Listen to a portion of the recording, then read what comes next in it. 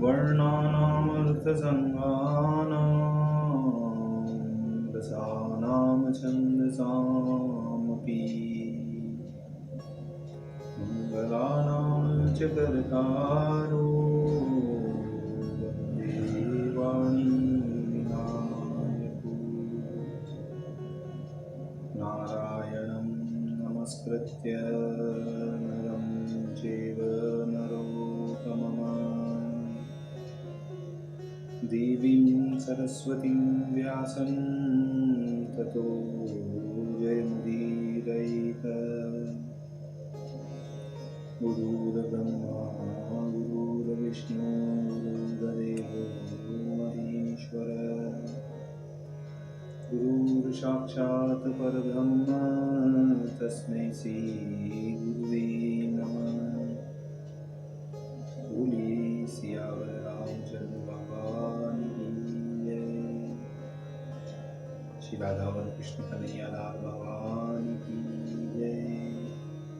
उमा महेश्वर भगवान की जय।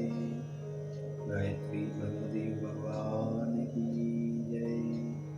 सद्गुरुदेव भगवान की जय। माता पिता गुरुदेव की जय। समस्त संतगण भगवान की जय। समस्त भक्तगण भगवान की जय। ओम नमः पार्वती पतये हर हर महादेव।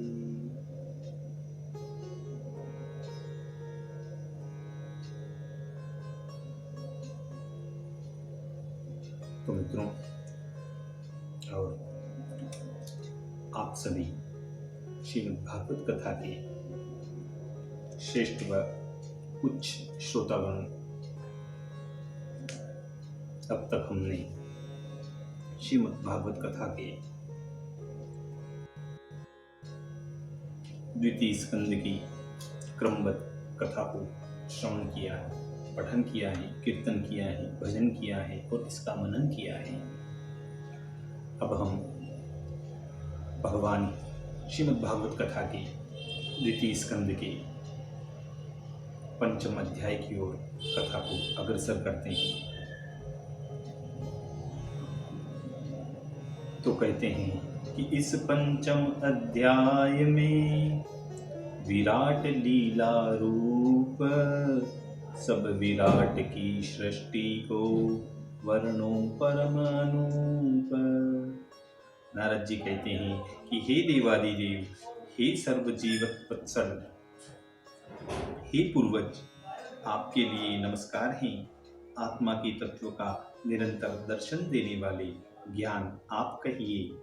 हे प्रभु, जो रूप हैं, जिसके आशय यह सब हैं और जिससे यह सब रचा गया है, जिसमें लीन और जिसमें अधीन हैं, जो कुछ है वह तत्व सिद्धांत से आप कहो। हे प्रभु, तुम भूत भविष्य वर्तमान यह सब जानते हो। हाथ में जैसे निर्मल जल की बूंद अथवा आमला हो, ऐसे अत्यंत ज्ञान से निश्चित इस विश्व को तुम जानते हो। जो विशेष ज्ञान है, जो आधार है, जिसके तुम परायण हो, जो स्वरूप हो, अपनी माया से सब जीवों को एक तुम रचते हो। मुझको तो तुम ही ईश्वर जान पड़ते हो। देखिए, यहाँ एक शंका आती है कि नारद मुनि भगवान के बड़े भक्त अथवा वैष्णवों में शिरोमणि हैं, फिर भी भगवान को भूलकर ब्रह्मा को ईश्वर क्यों माना? तो इसका उत्तर इस प्रकार है कि जिस किसी स्थान पर मुनियों को भगवान की माया से मोहित हुए देखकर अथवा माया से दुख को प्राप्त जो मुनिजन होते थे, उन सबसे नारद जी अत्यंत अभिमान से कहते थे कि जिस माया ने तुम सबको मोह लिया है वह माया कैसी है। ऐसा अभिमान करके नारद जी को बहुत दिन हो गए थे।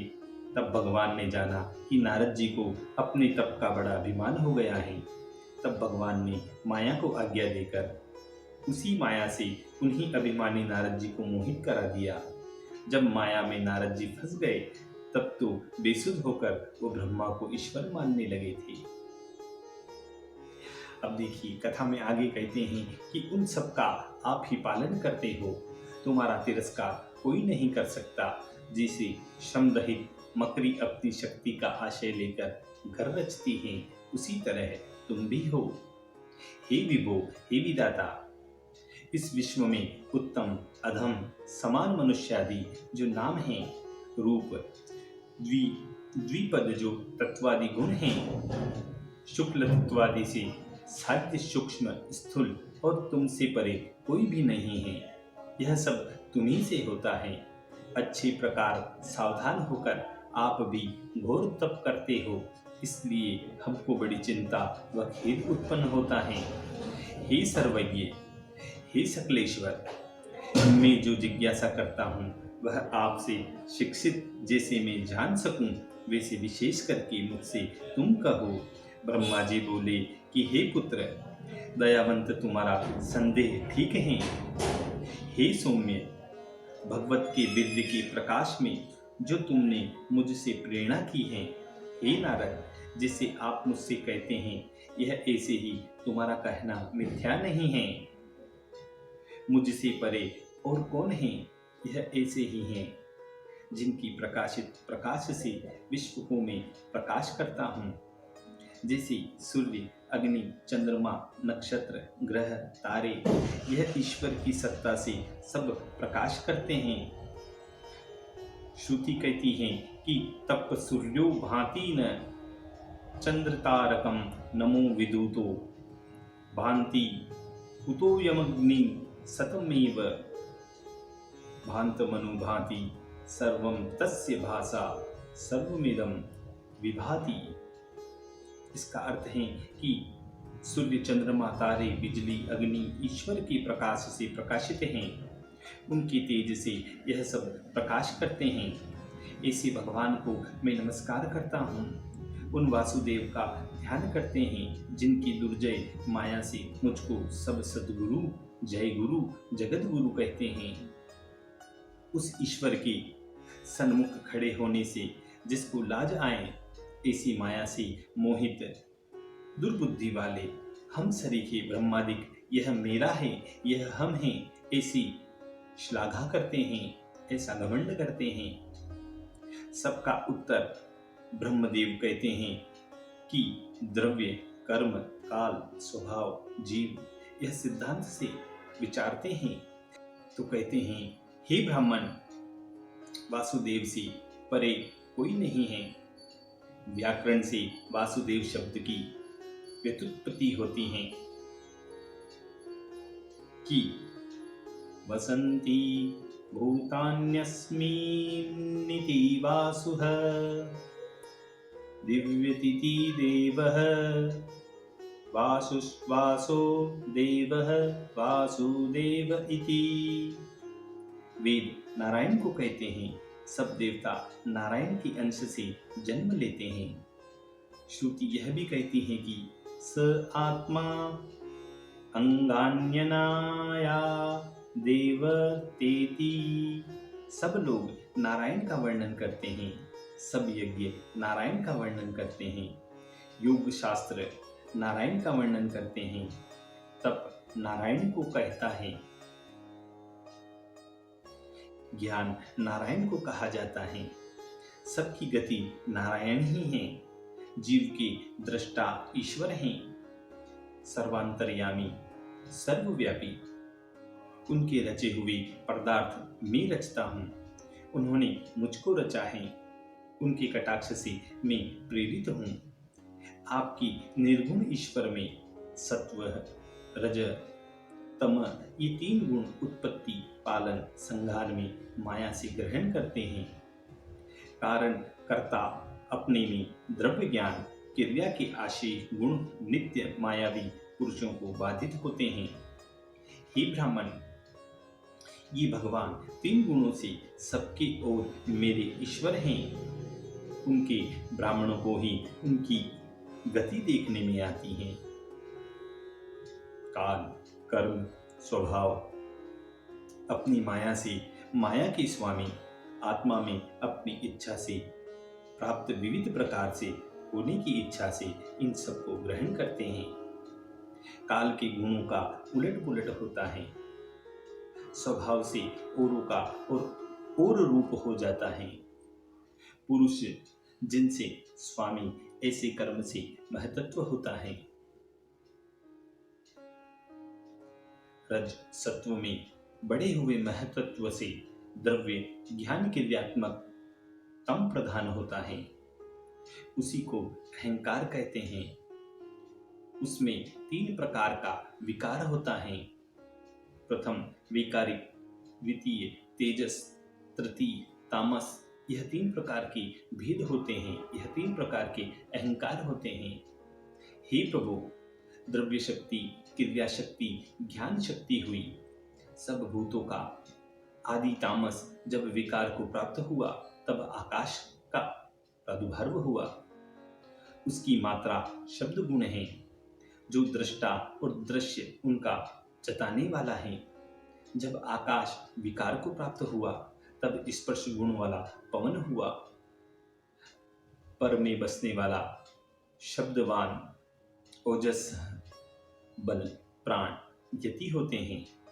काल कर्म के स्वभाव से जब विकार वायु को उत्पन्न हुआ, प्रादुर्भाव हो गया, तब रूप के सदस्य स्पर्श शब्द से सदस्य तेज, इस तेज का उत्पन्न हुआ, और तेज जब विकारी हुआ तब रस आत्मा जल हुआ। रूप की सदस्य स्पर्श की सदस्य जल शब्दवत हुआ। जब जल विकार को प्राप्त हुआ तब जल से पृथ्वी का प्रादुर्भाव हो गया। सब में व्याप्त रस, स्पर्श, रूप गुण हुए। विकारी आत्मा से विकारी 10 देव हुए।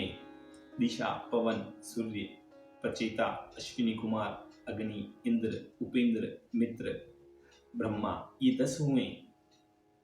तेजस अहंकार जब विकारी हुआ तब 10 इंद्रियां हुई।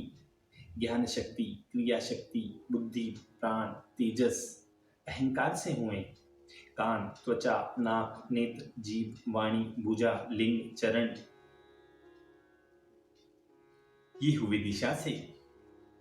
फिर दिशा, वायु, सूर्य, प्रचेता, अश्विनी कुमार, कान, नेत्र, नाक इनके स्वामी बन गए।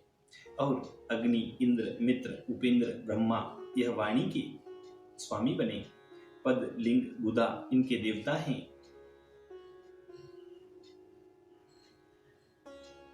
हे ब्रह्मवितम, जब ये भूत, इंद्रिय, भुजा, मन, गुण न मिले तब शरीर रचने में समर्थ न हो सके, तब भगवत की शक्ति से प्रेरित सब परस्पर मिलकर सत असत को ले समष्टि सब ब्रह्मांड व्यष्टि एक एक शरीर युक्त विश्व रचा गया।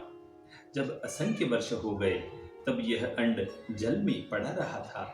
फिर काल कर्म स्वभाव में स्थिर होकर जीवयतीति जीवः सदा जानने वाले परमात्मा अचेतन को जिलाते हुए यह पुरुष सहस्त्र उरु, चरण, भुजा, नेत्र और सहस्त्र सिर वाले हुए, जिनकी लेश मात्र चेष्टा से बुद्धिमान लोगों की कल्पना करते हैं। कमर से नीचे 7 लोक हैं और उससे ऊपर 7 लोक हैं। जंगा आदि परब्रह्म पुरुष का मुख ब्राह्मण जो जंगा है वह, और परब्रह्म पुरुष का मुख जो है वह ब्राह्मण कहा गया है। क्षत्रियों को भुजा कहा गया है, उरु क्षेत्र को वैश्य कहा गया है, और भगवान के पांवों से शूद्र की उत्पन्नता बताई गई है। भूलोक पग में है, भूवर लोक नाभि में, स्वर्गलोक हृदय में, और उससे ऊपर महरलोक हैं जो उरु में स्थित हैं। ग्रीवा में जनलोक, स्तनों में तपलोक, मस्तक में सत्यलोक हैं, और ब्रह्मलोक वैकुंठ सनातन हैं, इस ब्रह्मांड में नहीं है।